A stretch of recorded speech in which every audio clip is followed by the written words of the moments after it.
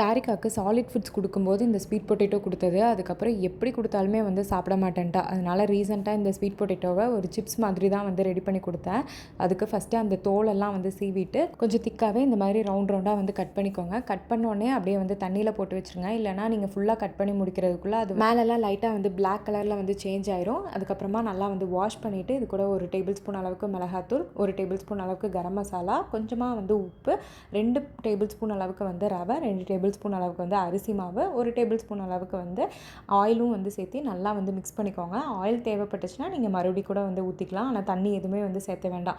சேர்த்தாமல் இந்த மாதிரி நல்லா வந்து மிக்ஸ் பண்ணி வச்சுக்கோங்க. இதை நீங்கள் ஒரு 1/2 அன் ஹவர் ஊற வச்சும் வந்து பண்ணலாம். அப்படி இல்லைனா நீங்கள் அப்போவே வந்து பண்ணிக்கலாம். ஸோ நான் அன்றைக்கி வந்து அப்போவே தான் வந்து பண்ணேன். இதுக்கு ஒரு தோசை தவா வச்சுட்டு லைட்டாக வந்து ஆயில் வந்து ஸ்ப்ரெட் பண்ணி விட்டுட்டு நம்ம வச்சுருக்கிறது எல்லாத்தையும் இந்த மாதிரி வந்து வச்சுட்டு அதுக்கு மேலே அப்படியே வந்து லைட்டாக வந்து ஆயில் வந்து ஸ்ப்ரெட் பண்ணி விட்டு இந்த மாதிரி ஒரு ஃபோர்க்கோ இல்லை ஸ்பூனோ வச்சு இந்த மாதிரி வந்து திருப்பி போட்டு எடுத்திங்கன்னா ஒரு கிறிஸ்பியான ஸ்வீட் பொட்டேட்டோ சிப்ஸ் வந்து ரெடி ஆயிரும். இதை நீங்கள் வந்து ஆயிலில் கூட வந்து ஃப்ரை பண்ணலாம். நான் இன்றைக்கி ஷாலோ ஃப்ரை தான் வந்து பண்ணியிருந்தேன். கண்டிப்பாக ட்ரை பண்ணி பாருங்கள்.